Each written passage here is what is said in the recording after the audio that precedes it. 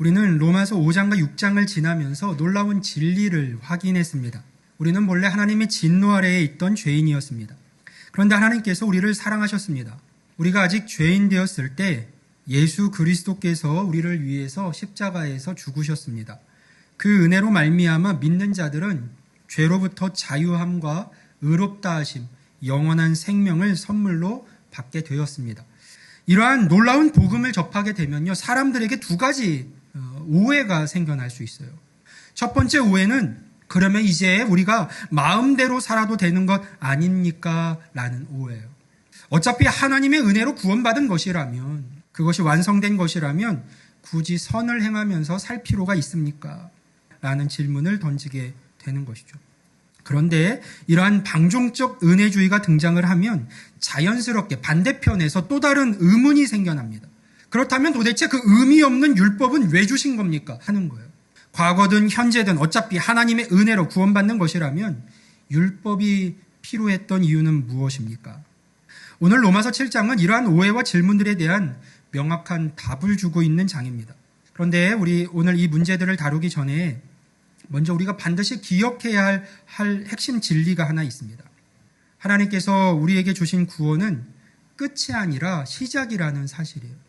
많은 성도들이 하나님의 은혜에 의하여 선물로 받게 된 구원을 신앙의 종착역으로 이해하곤 합니다. 그러니까 예수님을 믿었다, 그래서 내가 구원을 받았다, 나는 이제 죄로부터 자유롭고 죽으면 천국에 간다.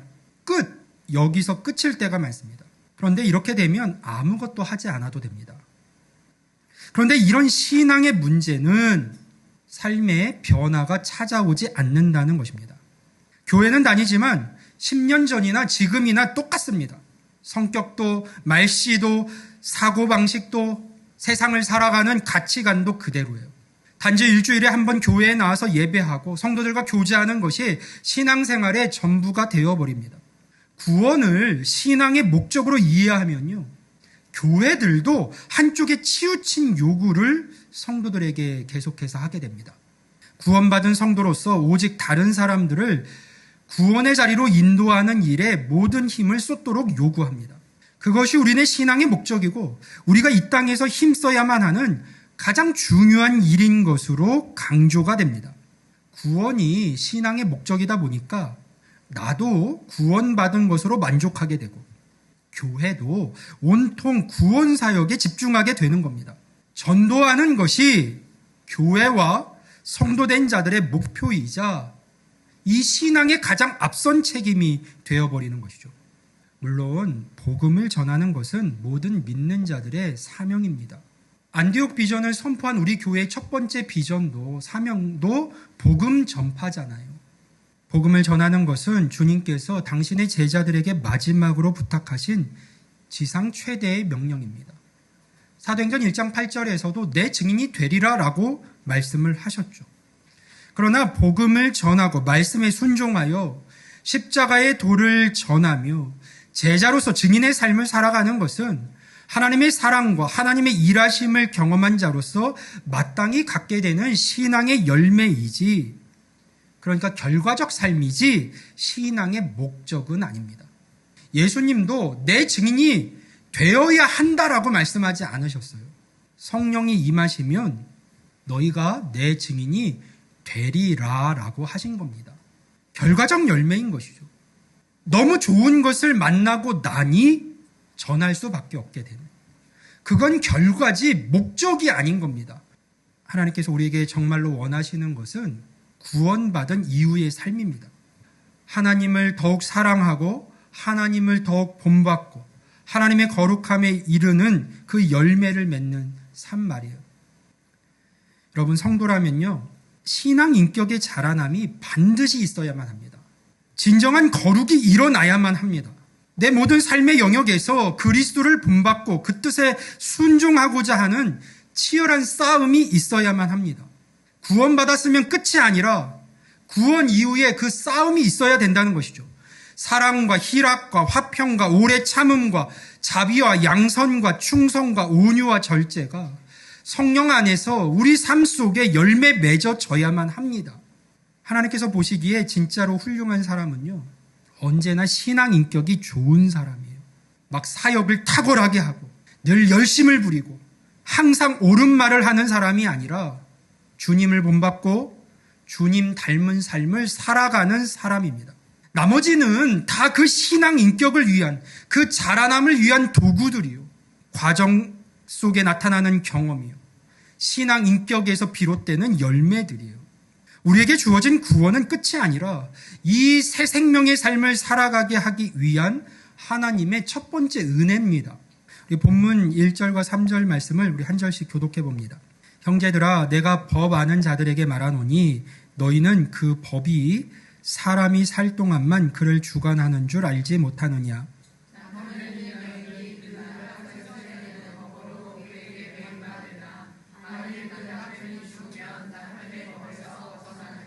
그러므로 만일 그 남편 생전에 다른 남자에게 가면 음녀라. 그러나 만일 남편이 죽으면 그 법에서 자유롭게 되나니 다른 남자에게 갈지라도 음녀가 되지 아니하느니라. 아멘. 자, 그러니까 결혼이라는 것은 단순한 감정적 결합이 아닙니다. 법적 관계예요. 부부는 서로에게 매여 있고 법으로요. 부부로 살아가는 한 서로에 대한 책임을 다해야 합니다. 만약 남편이나 아내가 살아있는데 다른 사람에게 가버리면 간음하는 것이 됩니다. 부부는 서로 법으로 매여 있으니까요. 그런데 부부 중에 한 사람이 죽었다면 어떻게 될까요? 남은 사람은 부부관계에 대해서는 완전한 자유의 몸이 됩니다. 모든 법적 관계가 죽음으로 인해서 완전히 끝났기 때문이에요. 여기서 중요한 것은 죽음의 완전성입니다. 부분적인 자유가 아니에요. 조건부 자유도 아닙니다. 완전하고 영구적인 자유입니다. 죽은 사람에게는 어떤 법도 주장할 수가 없으니까요. 그리고 이것이 바로 바울이 말하고자 하는 핵심이에요. 죽음은 모든 법적 구속력을 완전히 종료시킨다는 겁니다. 자, 이제 바울은 이 혼인 비유를 우리의 영적인 상황에 적용을 시킵니다. 4절 말씀을 우리 같이 한번 봅니다. 그러므로 내 형제들아, 너희도 그리스도의 몸으로 말미암아 율법에 대하여 죽임을 당하였으니 이는 다르니 곧 죽은 자 가운데서 살아나신 이에게 가서 우리가 하나님을 위하여 열매를 맺게 하려 함이라. 아멘. 우리는 그리스도의 십자가 죽음과 연합되었어요. 로마서 6장에서 이미 배웠듯이 우리는 침례를 통해서 그리스도의 죽음에 참여했습니다. 그분이 죽으실 때 우리도 함께 십자가에서 죽었습니다. 그리고 그분이 부활하실 때 우리도 그분과 함께 살아났습니다. 그 결과 바울이 강조하는 것은 우리가 율법에 대하여 죽었다는 사실이에요. 이것이 무엇을 의미할까요? 이제는 예수님 안에 있는 우리 모두가 율법과 상관없는 자들이 되었다는 것입니다. 더 이상 율법에 매여 있을 필요도 없고요. 율법에서 정한 바 해야 한다, 하지 말아야 한다라는 그 율법의 요구에 구속당할 필요도 없게 된 겁니다. 자유롭게 된 거예요. 율법은 출애굽 이후 하나님의 백성들이 세상에서 어떻게 살아야 하는지를 알려주는 데에 목적이 있었습니다. 그런데 법이 있으면 무엇을 알게 됩니까? 무엇을 해야 하는지, 무엇을 하면 안 되는지를 알게 됩니다. 무엇이 괜찮은 삶인지, 무엇이 잘못된 삶인지를 알게 되는 것이죠. 그래서 법대로 살면 괜찮지만 법대로 살지 못하면 대가를 치러야 됩니다. 율법은 하나님의 나라에서 새로운 삶, 생명과 복의 삶을 살아가야 할 인간들에게 반드시 필요한 것이었습니다. 그러나 죄의 본성을 쫓아 살게 된 인간들은 그 누구도 이 율법을 지키는 삶을 살아갈 수가 없었어요.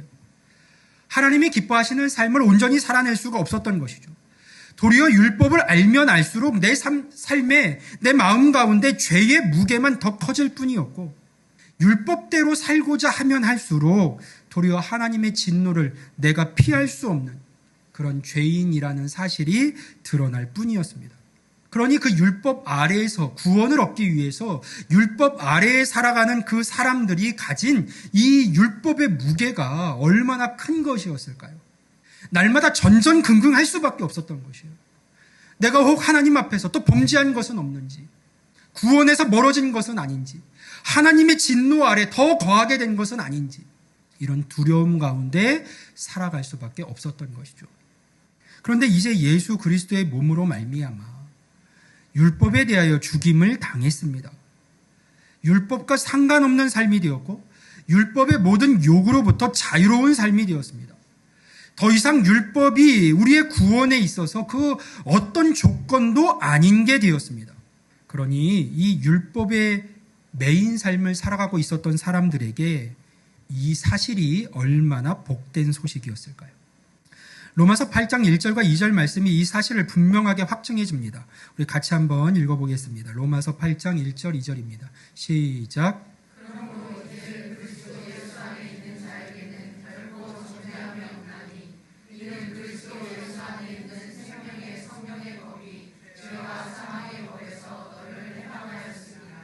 아멘. 그리스도 예수 안에 있는 자들에게는 더 이상 정죄함이 없습니다. 율법에 대하여 죽었기 때문에. 자, 그러면 이제 모든 것이 다 끝난 걸까요? 그렇지 않습니다. 우리가 하나님을 위하여 열매를 맺게 하려 함이라. 이것이 우리에게 구원이 선물로 허락된 이유입니다. 그러니까 구원을 받으면 끝이 아닌 것이죠. 하나님을 위하여 열매를 맺는 삶, 그것이 모든 믿는 자들의 삶 속에서 이후로 계속해서 펼쳐져 가야 하는 겁니다. 그렇다면 하나님을 위한 열매라는 것은 어떤 걸까요? 예수님은 마태복음 7장에서 열매로 그들을 알리라라고 하셨어요. 그러니까 우리 모두는 열매 맺는 삶을 살아야 되고 그 삶에서 드러난 열매를 통해서 우리가 누구인지를 드러내는, 증거하는 삶을 살아가야 합니다. 바울은 에베소서 5장에서 그러므로 사랑을 받는 자녀같이 너희는 하나님을 본받는 자가 되고 그리스도께서 너희를 사랑하신 것 같이 너희도 사랑 가운데서 행하라라고 말했습니다. 여러분, 그러니까 하나님을 위한 열매는 다른 것이 아니에요. 말씀하신 것처럼 하나님을 본받아 하나님의 사랑받는 자녀답게 살아가는 것, 거기에서 나오는 열매들이 바로 하나님을 위하여 맺는 삶의 열매입니다. 거룩과 사랑의 열매예요. 우리가 잘 알고 있는 바 성령의 열매, 곧 관계 속에서 드러나는 신앙 인격의 열매입니다. 자, 우리 이어지는 5절과 6절 말씀도 같이 한번 볼까요? 우리가 육신에 있을 때에는 율법으로 말미암는 죄의 정욕이 우리 지체 중에서 역사하여 우리로 사망을 위하여 열매를 맺게 하였더니 이제는 우리가 얽매였던 것에 대하여 죽었으므로 율법에서 벗어났으니 이러므로 우리가 영의 새로운 것으로 섬길 것이요 율법 조문에 묵은 것으로 아니할지니라. 아멘. 과거에는 율법에 매여서 어쩔 수 없이 무엇인가를 행하는 삶을 살아가야 했다면 이제는 율법에 매여 억지로 하나님을 따르는 삶을 살아가지 않아도 됩니다. 여러분, 무엇에 짓눌려서 억지로 할 수 없이 두려워서 하나님을 섬기는 삶 살지 않아도 돼요. 이제는 예수 그리스도로 말미암아 얻게 된 자유를 가지고 자원함과 자발적인 마음으로 더 좋은 것을 선택해가는 삶, 하나님을 섬기는 삶을 살아가게 되었으니 그러한 삶을 힘써 살아가라는 것이죠. 그런데 여기서 매우 중요한 것이 있습니다. 결국 그러한 삶이요, 우리가 새로운 영으로 자원함으로 실천해가는 그러한 삶이 그 삶의 원리와 내용이 결국은 다시 율법으로 돌아간다는 점이에요. 자, 우리는 율법이 아니라 오직 하나님의 은혜로 구원을 받습니다. 그렇다고 해서 율법이 나쁜 것이냐 하면 그건 아니에요. 율법에 매여 살지 않아도 된다는 것이 율법을 버려야 한다는 의미는 아닙니다. 율법 속에는 여전히 하나님께서 하나님의 백성들에게 가르쳐 주고자 하셨던 새로운 삶의 방식이 담겨 있습니다. 하나님을 모를 때에는 행할 수 없었던 새로운 삶의 방식이 그 안에 담겨 있어요. 구원을 얻기 위해 행위적으로는 매일 필요가 없지만 율법 속에 담겨져 있었던 그 정신만큼은 우리가 붙들어야 할 아름다운 것들이고 하나님을 위한 열매를 맺기 위해서 반드시 필요한 것들입니다. 자, 무슨 말인지 우리 예수님께서 말씀하신 율법의 핵심을 기억해 보세요.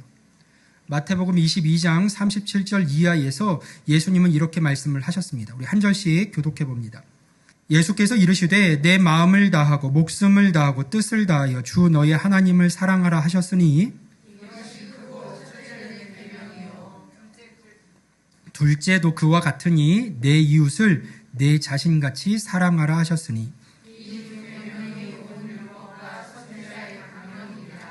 아멘. 이 두 계명이 온 율법과 선지자가 가르친 이야기들의 핵심이다. 이렇게 얘기한 거예요. 자, 이것이 바로 우리가 계속해서 붙들어야 할 율법의 정신이고 율법에 담겨져 있는 하나님의 뜻입니다. 무엇이요? 힘을 다해서 하나님을 사랑하고 나 자신처럼 이웃을 사랑하는 것이요. 여러분, 이것이 예수님이 오셔서 이 율법의 정신이 바뀌었습니까? 아니에요. 예수님께서 요한복음 13장 34절에서 이렇게 말씀을 하시잖아요. 새 계명을 너에게 주노니 너희가 서로 사랑하라. 내가 너희를 사랑한 것처럼 너희도 서로 사랑하라. 그리하면 모든 사람이 너희가 내 제자인 것을 알리라. 이렇게 말씀하시거든요. 자, 대속의 은혜로 우리를 죄에서 자유케 하시기 위해서 이 땅에 오신 예수님께서 이 과거에 주어졌던 율법의 내용을, 율법의 정신을, 율법의 가치를 깨뜨리거나 약화시키셨습니까? 아닙니다. 예수님의 말씀을 또 들어보세요. 마태복음 5장 18절에서 이렇게 말씀을 하십니다.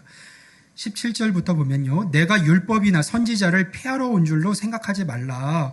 폐하러 온 것이 아니요 완전하게 하려 함이라.